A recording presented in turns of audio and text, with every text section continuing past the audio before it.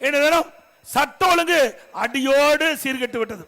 எங்க பார்த்தாலும் போதை பொருள் விற்பனை, போதை ஆசாமிகள், அவள் செய்கின்ற அட்டகாசம் கொஞ்சம் நஞ்சம் இல்ல. கொலை கொல்ல திருட்டு வழிப்பறிவி நடக்காத நாளே இல்ல. நடக்குது இல்ல? தினந்தோறும் பத்திரிகை செய்தி அதான வந்துட்டு இருக்குது. முதல்ல பாத்தீங்களா செய்தியில பல செய்தி வரும்.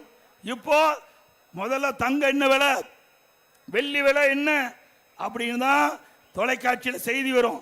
இப்போ கொலை நிலவரம் என்ன, போதைப் பொருள் நடமாட்டம் எந்த நிலையில் இருக்குது, அப்படிப்பட்ட நிலவரம் இந்த ஆட்சியில் தான் பார்க்கப்படுகிறது. இப்படிப்பட்ட ஆட்சி தொடர வேண்டுமா? அது மட்டுமல்ல, இன்றைக்கு முதலமைச்சர் பேசுகிறார். நேற்று தினம் 14ஆம் தேதி பேசுகிறார்.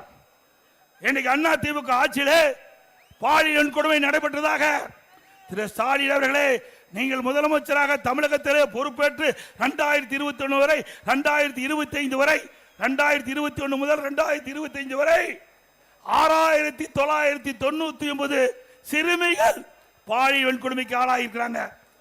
6999 சிறுமிகள் பாலியல் வன்கொடுமைக்கு ஆகியிருக்கிறாங்க. எப்பொழுது பார்த்தாலும் ஸ்டாலின் பேசுகிறார் அப்பா என்று சொன்னால் மகிழ்ச்சி என்று. ஆனால் இந்த 6999 சிறுமிகளும் அப்பா அப்பா என்று கதறுகிறது. உங்கள் காதில் விழவில்லையா?